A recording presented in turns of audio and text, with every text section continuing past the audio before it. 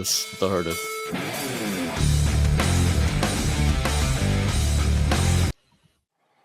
All right. Hey, everybody. How you doing? This is Josh. Welcome to another episode of 49 Volts. And today we have one of my absolute favorite people that I follow on social media and one of my favorite people to talk to in general. We have Brandon Adams, the CEO of Avenger Security. How you doing, Brandon? Doing well. So really excited to have you on again. I think the last thing I ever did at Cumulex was talk to you. So it only makes sense that that we're talking here now in the new business. So it's a fun conversation. And just before we get started, just for anybody that maybe is in cabling or AV or something, not security, that isn't as familiar with you, just give them a quick intro to who you are and what your company's all about. So I'm Brandon. I've been doing security, and then we also do fire. Security encompasses a lot of different products and a lot of different solutions, but I focus on just the solution aspect of it, and then we resell, and then we try to find other individuals that are interested in doing what we do and doing that as a business, and then we try to help them build their own business in their local markets. So I've been doing it for about a little over 20 years. That's awesome. And I love that. I mean, I didn't really know that before we talked the last time. I didn't realize that you had this, I thought you were just a standard integrator with your own team doing your own thing. I didn't know about that aspect where you actually help people build their own integrator as well and support them. So I thought that was a really cool business model. And that's actually a really cool thing, because there's a lot of people out there that maybe want to do that and they don't know how. And I think giving them that as a service is pretty cool. Yeah, having it to where we've got it to where, we operate a certain way, and that we found that the way we've operated with our clients creates less friction than the standard way that other companies operate, and just the way we do things. And we try to keep it real personable. Our motto is for our new guys, just stay small and keep it all. You don't need to have a bunch of people working for you.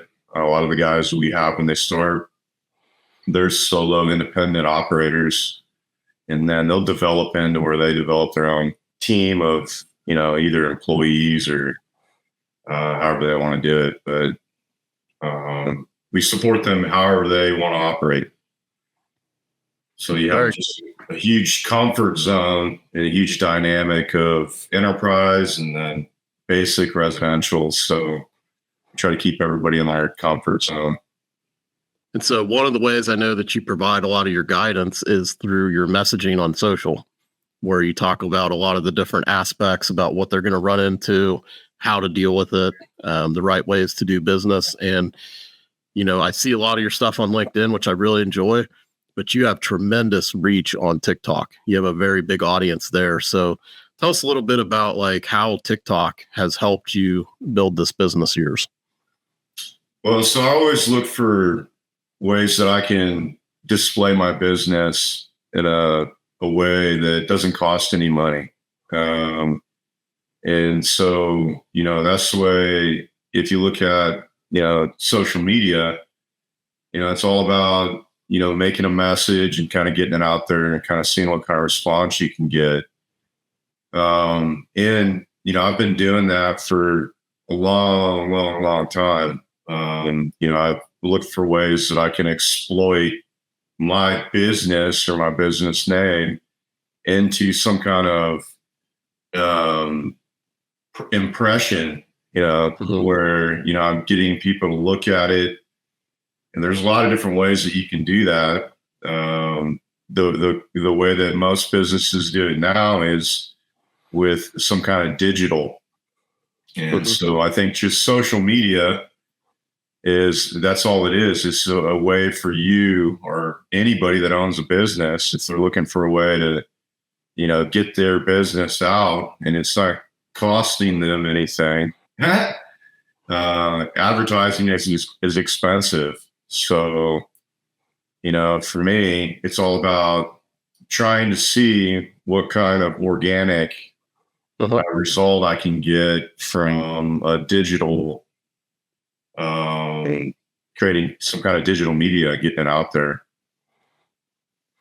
Do you think that like TikTok gives you better reach than some of the other platforms? I mean, I've noticed you put a lot of the same content that you have on TikTok on LinkedIn, and I think you get a good audience on LinkedIn, and I think you get some of the right people interacting with you, but it doesn't seem to be nearly as big as TikTok. Do you think TikTok is doing a better job of giving reach versus the others, or what have you experienced? Um, it, so for me, TikTok is just way quicker. Like if I want to get that message, like, so for me, it's all about getting it out there as quick as I can. So like I'm busy, I'm trying to do all these other things. So it's all about trying to get the message out. And man, it's just so easy. If you compare how long it takes you to get your message out to, post it on TikTok versus post it on LinkedIn versus post it on Instagram versus, it's just way faster. They've made it way quicker. And then not only that, they have all the fancy, if you want to jazz it up, and it's built in. It's like it's AI that's built into it. So, it's faster, it's quicker, it's easier. And the same thing from a viewing perspective, it's being viewed just way more than, if you post something on YouTube or Instagram, or, it just gets eaten up on TikTok organically. If you can make something that's either controversial, or you can make something that's really creative, or you can, I'm finding different ways and techniques that are working with videos, that I'd never thought. I didn't think making a controversial video or making a video where it's just really obscure is going to get better results than something that is just high value, highly, like you're giving good information that doesn't have anything to do with it. It's kind of insulting, but then that's just reality. Yeah, there's so much that plays into it. It's any of us that produce a lot of content. I mean, it is sometimes unpredictable. Sometimes you think something's really going to take off, and then this other piece of content you put out there, you didn't put as much thought into. Maybe you weren't even sure you wanted to put it out there, and then it goes almost viral. So it is interesting when you go back and analyze what works, what doesn't. There's so much that goes into it, the timing, what's going on in the world that day. And no, but it shows the value of keeping at it, in my view, because the more content you have out there, the more you can kind of analyze that and see what's working and what's not. It's all about consistency, and then accuracy of doing it. And, my goal is to just do one a day. And then there's some days where that's hard for me to do. I just don't feel like doing it, but I still, I try to make up for it. I'll have days where I do 2 or 3 videos, and I try to do them sporadically, just randomly. But yeah, definitely if you can't, I think a lot of people where they get caught up is they start something and they don't see any results on, them doing it, once, twice, third time. For you really have to, with social media, you almost have to like do it for, okay, you're going to need to do it for every day for 4 or 5 months. And then let's see if you have one video that got, 20,000 views, and you had, I don't know how many impressions you need to make it to where it's worth your time. Or, my objective is to get business from it. Right. Yeah, that's my objective. Yeah, I like the likes and the commentary somewhat, but my objective is to actually make money from, the post or from the video. So, well, what gave you the idea to start with TikTok? Was that just something random? You saw a lot of people were using it, or what motivated you there? I'm down to try anything. And I've always, since I've started my career, I've found ways to exploit, some way to get my business name out. Like we did when I was in college. I built, auto dialing machines, and so we were calling like 40,000, 50,000, 60,000 people, a week. And eventually that got outlawed, and I had to quit doing that. And then I got into, we can do advertising. So I did a bunch of shared mail, campaigns where we bought in. It was called Advo at the time. And, we would buy just millions of pieces of shared mail. It had the missing child card. Mm-hmm. And so all that it was just a numbers game, and with the auto dialing machine, it was a numbers game. With, your social media, same thing. It's just a numbers game. And the more that you can post and get, any kind of impression, I don't care what you're using. It doesn't really even matter. A lot of these people say, "Oh, well, China's going to spy." If they want to spy on me and know what kind of videos I'm making about security, how about it? Facebook and Instagram and all that—they're all doing the same exact stuff.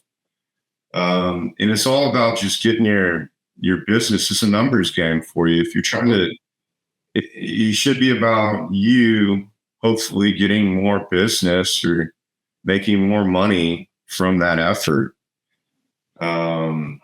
It's like advertising in the phone book, or, posting, on your website. It's the same for me. It's the same thing. And I'm all about anything you can do for your business that's organic. It doesn't cost you anything. And so, that's kind of where, I try to focus in on stuff that I can, just post as much content as I possibly can. And I can show these other people that I'm trying to help. Look, I didn't have this 2 years ago, but I posted every day on it. And after 2 years of time, I've got 4,000 people following me on LinkedIn.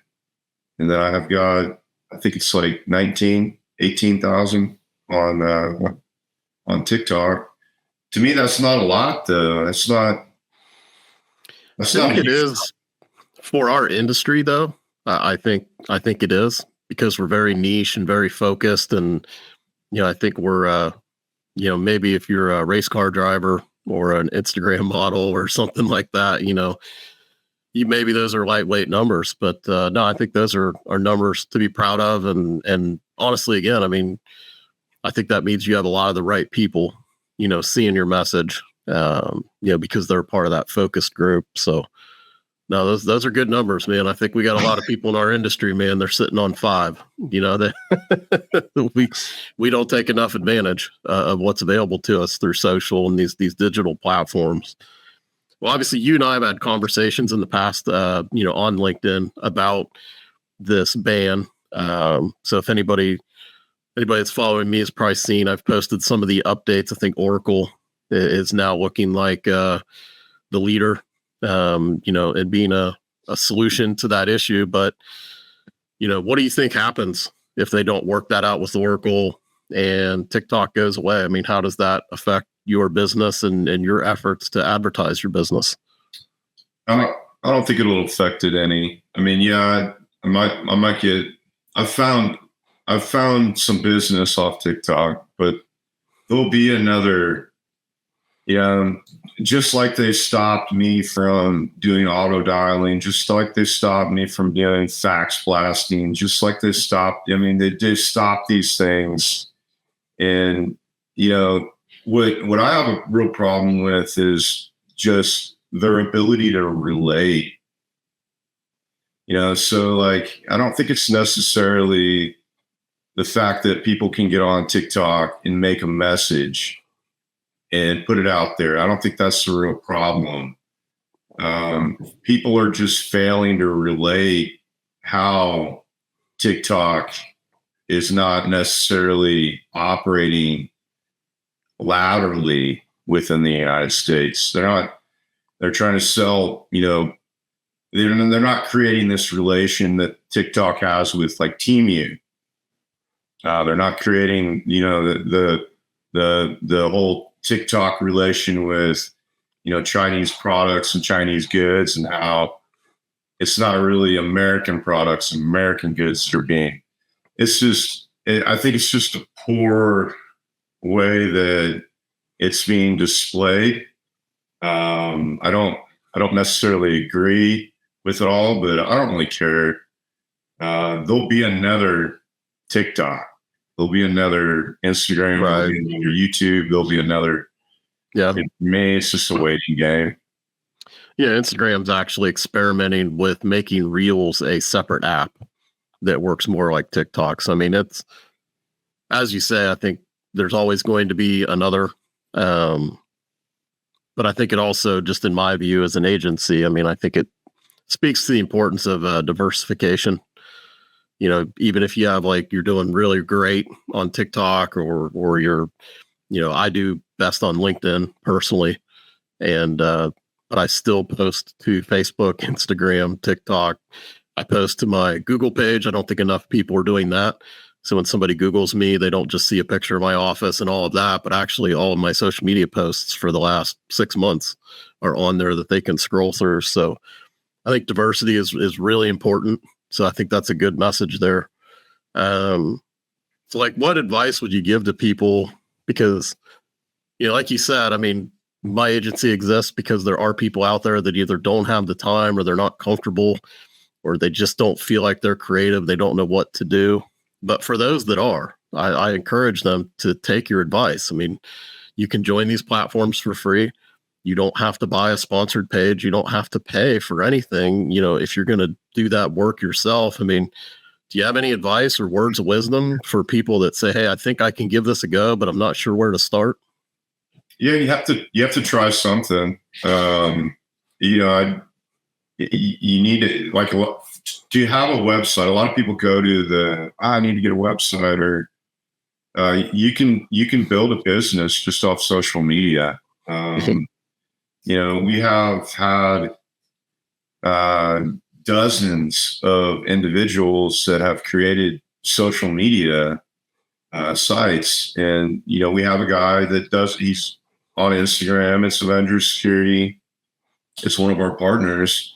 But we have individuals that's how they've generated, 80 to 90% of their business is from doing posts on social media. So it's absolutely necessary to, if you own a business or you're starting a business, to have some way organically, okay, that you're getting new clients, that you're getting new business, that you're not having to go out and drum up everything. Yeah, it's a hard way to run a business if you're always having to go out and personally drum up. The only way that you can do it is going out with your personal face and your personal appearance. And it's just a hard way to make a living. You want to do something where you're putting your business out there, where you're getting organic impressions, hopefully, of people calling you. No, I'd agree. I mean, it's really hard. You need to scale your presence somehow. And I think that's one of the great things about digital.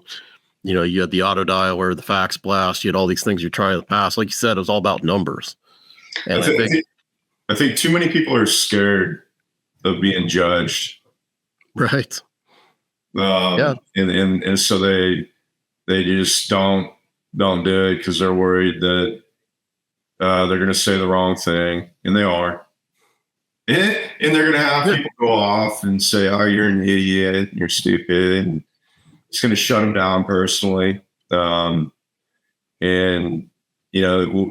too many people care about what other people think. And that's a problem. Because there's a lot of, like, even my, I could tell you right now that if you were to add up all the professionals that do what I do on LinkedIn, put them in a room, and you start asking them real questions about real world applications and it's security, fire, and they've got their NISAT and their PE and their whatever. I don't care. They don't know anything about the real world. They don't. You have a lot too many fake, especially on LinkedIn, fake individuals that portray themselves like they're real professional. And it's just, it's, I don't know. I don't really understand. I never thought that it was as bad as it actually is until I started poking and prodding and putting real code and real reality, like real circumstances, real situations in front of real professionals and kind of seeing how they judge it, how they view it. It just blows my mind. So people should not care about making a mistake or making some kind of error. You can just delete the video. They're not going to remember in 2 months what you said. Or if, and not only that, if you do make a video and you do say something wrong, oftentimes those videos do better from an impression. Then you can just say, oh, well, I just wanted to see if you guys knew what you were talking about. There's some psychology around this. I had Yorona Boster on a couple episodes ago, and she's into psychology and helping people with public speaking and sales, type psychology. And something that we were talking about that I think she's talking about what you're saying right here is just like, we are actually turned off. I mean, we're all human and we all screw up. And to be honest with you, when you see someone that is totally perfect and everything's, absolutely amazing and there's nothing wrong and they never make a mistake and they never get it wrong, and that's a turnoff.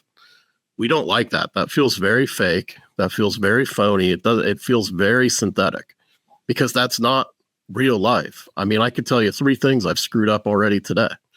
And I'll bet you any real human, if they're being objective, could probably tell you 3 things they screwed up by now at this point in the day. And they may not be big things. Hopefully they're not always big things, but I've already kicked a door jamb. I stepped on the dog's tail. I didn't mean to.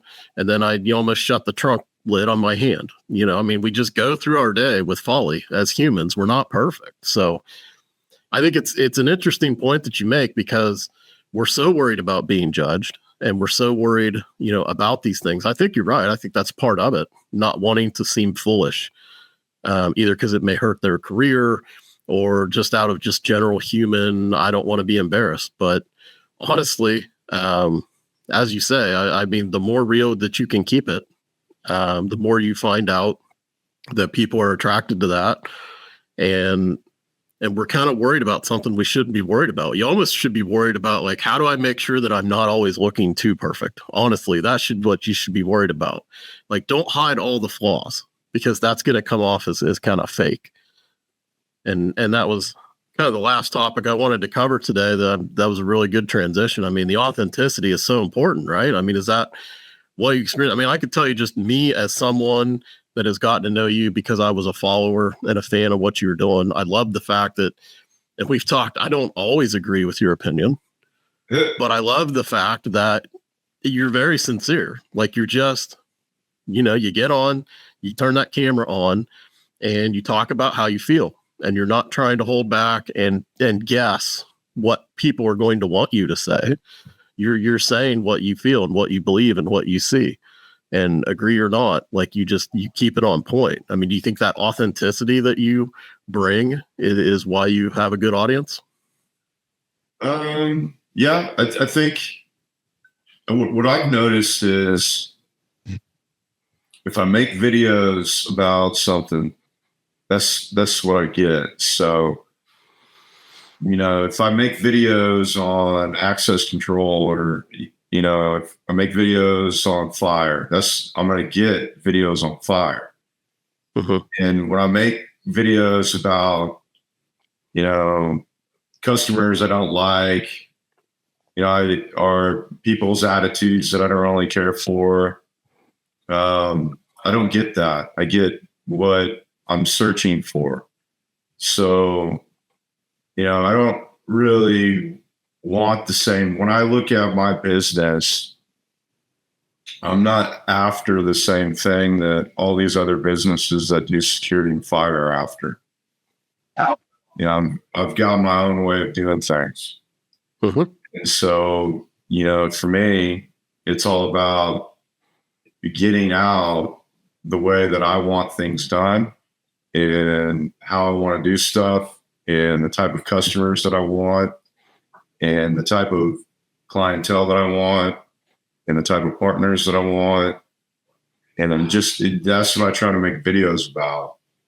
And, I think people have a hard time with, especially for customers, I'm not interested in dealing with you. I mean, I'll tell a customer, I have no problem telling clients, I have no interest in trying to help you, nor am I interested in trying to, deal with you for, selling fire or selling any kind of security product or solution. You don't have companies that operate like that. Your typical business is not going to operate like that. It's smart. But, it's for me, I'm not the typical business. I'm not trying to operate. I'm not trying to make everybody happy. I'm trying to make myself happy. But it works both ways. For me, I can do that because I've been doing it for 20 something years. But for a new, like if you're trying to start your business out, you can't operate like that. You can't. You've got to be able to suck it up and deal with people you don't like, and do stuff that you don't want to do. But I have, thousands of clients paying me every month. And, I don't have to worry about what I say or what I do on a daily basis, And then, there's a lot of clients that I do have that, I don't really appreciate like I should. And it's because, circumstances or situations that I've gotten into in the past. And so there's a lot of new clients that I've gotten that off TikTok or social media that, look, if you appreciate me as an individual or a person, I appreciate you back. That's just the way I operate. And so I've gotten a lot of that. What I'm searching for off social media, if I put that into it, whatever I'm trying to put into it, I get back.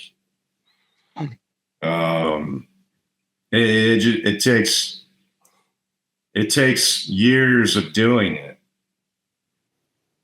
It takes a year of doing it before you can see, these results. And I don't think, for a lot of people won't do something and not see results and keep doing it for a year.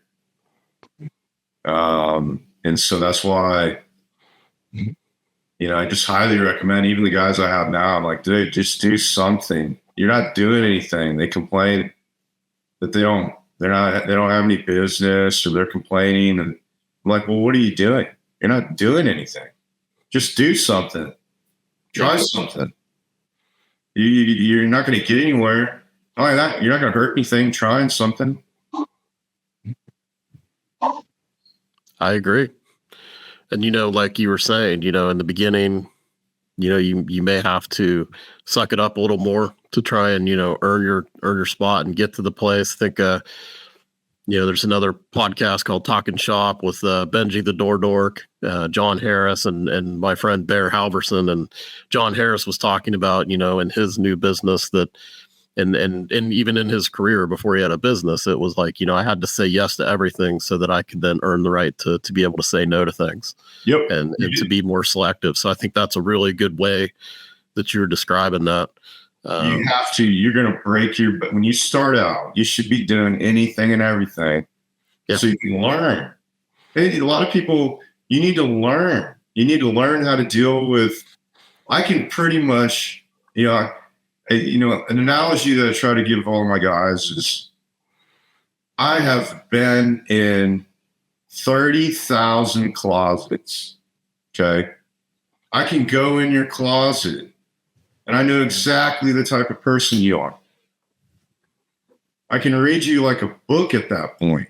And it's just because I've dealt with those so many different types of personalities. But when you start out, when you start your business, you should be willing to take a beating. You should let the customers cuss at you, disrespect you. I don't care. It shouldn't be about that. It should be about you, one, getting the job so you can learn. It's a transaction.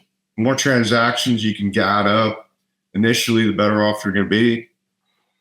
But there are jobs, and I can tell you that will ruin you. You have jobs with what we do in security and fire and custom integration.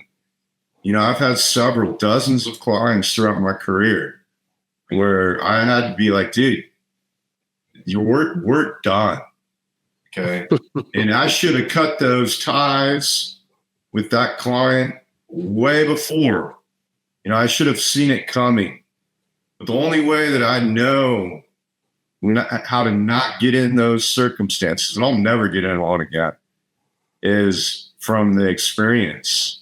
And then from guidance, I try to guide a lot of my guys. They'll call me and be like, dude, this guy's asking me, like, dude, you need to tell a guy it's $195 an hour. That's hard labor, technical work. Get your money up front. I try to guide them. But no, it's not. What we do is not, it's probably the most complicated ground technical job you can have, because there's so many different variables that you get into that you have to deal with. It's not electrical, because it's not just two wires. And you're dealing with data in and data out, and all kinds of operating systems and switches, and there's all kinds of limits on those. It gets ridiculous. And so you have to have an appetite to where you're going to lose your lunch and you're going to lose your dinner, and you're going to be stuck there, and it's going to suck. But hopefully you're going to learn from it. Yeah. And you'll hopefully never have to ever deal with it again. I mean, where else is wisdom going to come from? I mean, it comes from being in all those situations, and we develop the ability to understand that we've seen this movie before, right? So you kind of know, okay, every time a customer starts off and we're having this kind of an interaction, and then we run into this kind of a situation and they start asking these kind of things, I already know, like, this is going to end up in a bad place. Like, this looks good. It seems like good work. It seems like a big customer, but I already know in the end, they're not going to be happy. I'm not going to be happy. So let's not do this. And I think the flip side of it that I would throw out there too is that I've been through a lot of things in my career where I actually learned how just to manage it better, and learned that it actually could be a great customer. Like, sometimes you run into people that kind of come across as rude, especially when you're younger. You don't really understand that they're just giving it to you straight. Like, later you realize this is the best possible customer, because this person's telling me exactly what the conditions are, exactly what they want. They're communicating. They're not just saying, nice things, but then they're going to stab me in the back later. Like, this is not a rude person. This is a person that's making my life easy because I understand exactly what they want. And you end up treasuring that type of relationship versus run away from it. So I think that experience really helps you, you have a lot better guidance in the future. Actually, that's what I try to find is when me as a business, me as a business owner, I try to find businesses that need my services, right? That I can talk to the owner, okay, and he understands me, and I understand him. And when he needs something, I can just tell him, hey, this is what we can do. And I can shake his hand. I don't have to send him an invoice. I don't have to send him anything. I'd rather deal with that guy than some corporate enterprise. Oh, I need it all itemized out, line item. Oh, I need it. There's a huge, right. It's like, who I would rather, and I do, I look for these guys that, I can have as my customer to where I can just send them an email. Hey, this is what we need to do. The video machine is $650. Each camera is $350 to $450, depending on how complicated it is. I don't have to get real specific. And they're like, okay, go ahead and do it. Anybody would rather deal with that than some. For sure. I mean, so I forgot what I was going to say, though. I'll come back to it in a second. If you, I was going to say, one story I wanted to tell, though, like you were talking earlier about how people are afraid of rejection and afraid of being judged. And, it's all about the volume. It's a numbers game. How many of these posts do I have to make for each new customer? How many, that's kind of where that data analytics and that benchmarking and things come into play, where it really helps you see it a different way. And I used to tell people that were kind of younger and learning sales, or even folks that have been around that just were trying to understand my style, because I never really cared that people were going to tell me no. As long as I was doing my job correctly and I was not being pushy and doing things wrong, it's okay. Like, not everybody's going to be interested. And I used to tell this story about, like, I learned sales from Boonhauer on King of the Hill. It's that old cartoon. I love that show. And, one day it was like Boonhauer was sort of the skinny guy, and he always had a girlfriend, always had a lady on his arm, and, seemed like he had it all put together. And so they were trying to help Bill, the barber, who didn't have as much luck with the ladies, and they took him to a shoe store. And he's like, I'm going to teach you how to get a date. And so Boonhauer went around the store, and 19 different people told him no. These ladies were like, no interest, get away from me, you're gross, get away. And then the 20th one said, okay, sure. And he's like, yeah, man, that's how it's done. It's just, don't worry about all the no's. I always used to say, okay, well, how many no's until the yes? That's, if I need to talk to 20 people that tell me no before I get to yes, that means if I need 5 new sales, that's how many people I got to talk to. And you can almost count the no's as part of your progress, in getting to that number. And I think if you could just kind of change your mindset a little bit and see it that way, just kind of like, I'm not good at golf and I don't really have time to play anymore, but I used to watch the Golf Channel, and there's this Martin that teaches you how to play golf, and he'd always talk about, get your first bad shot out of the way. You're going to hit 20 bad shots, even if you have a good handicap. So let's just count them up. Oh, that was my 3rd bad shot. Good. I only got, 5 more to go. So it just made me think of that when we were talking earlier. So I used to run I worked for a dealer program, and I worked for several dealer programs. I worked for corporate America for about a dozen years after I got out of college. And we would do various things for the programs where we do advertising or whatever. But one in particular, we sold security, and we had vans. And so we'd fill young people up with vans, and we'd send them out on streets, knocking doors, and they would try to get in the house and sell security. And we did this for years. And you have It was always the people that had the most amount of handicaps that were the best sales guys.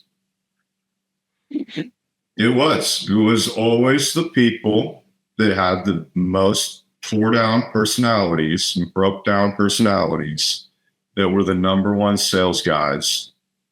They were always the ones that came up with the best strategies to be able to get into the houses to build and sell security. But it was all a numbers game. That's all it was. And that's once they could understand that's all it was. It was just a number. You knocked on the right house. They were just about to call somebody. They got into the house. They realized they had a security system, trying to figure out what to do. It's going to be in the right place at the right time. And it's all just a numbers game.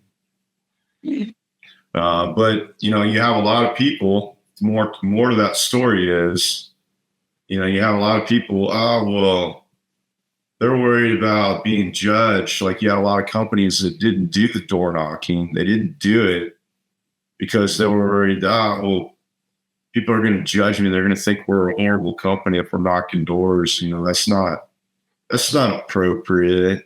You shouldn't do that. You can't put your business on TikTok. That's inappropriate. You're always going to have people. And since I've been in high school, you always have people that want to point their finger. They want to judge you. They want to, these, and they're not doing anything. They're just sitting around pointing their finger at other people. Why do they care what other people do? You shouldn't worry. You shouldn't be worried. If you're trying to run a business, you're trying to start out your business, you should be looking for anything and everything that you can do to get people to call you. Anything. It doesn't matter. And if you want to, you shouldn't worry about people pointing their finger at you, judging you. And if your videos bother you, if your message bothers you, just take down the video. It's gone. Yep. You control that. Yeah. Like Boonhauer said, I'm not worried about the 19 no's. I was worried about getting to that one yes. It's let them judge, let them say. It's like my mom had something on her shelf that used to say, if you want to not be criticized, do nothing, be nothing, say nothing. You can go overboard. The thing that I worry about, and I've seen it too, is, people prey on the wrong things in order to sell security. And, I think that that's somewhat improper if you're doing that. But you mean like a fear-based messaging? Yeah. That, and I don't know. I have a hard time with, certain industries that are selling like access control that really aren't. Yeah, I don't know. And it's not a huge issue. Like if they're just focusing on one thing in particular, kind of their message, they're not relaying everything that they possibly should. I don't know. You have a lot of products and solutions that I don't really understand how they're even in our market. And so that's hard for me to swallow. They don't meet code. I don't even understand why they're in our industry. And then you have a lot of I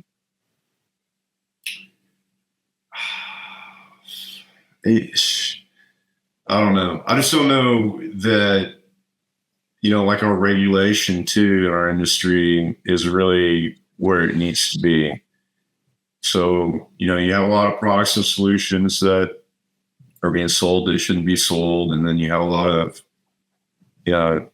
just regulations that aren't being followed. No one's really watching. You don't really have a lot. You have, a UL listing. Well, the states you do. That isn't even, it actually isn't even mandatory everywhere in the US that you are UL listed. It sure is a good idea, but there are products out there that are not. And then you have FCC requirements, which is more around, signal emission coming from the devices. I can tell you that was probably the biggest eye opener for me realizing that was when I was part of the NFPA. I was on the 730 and 731 committee for premise security.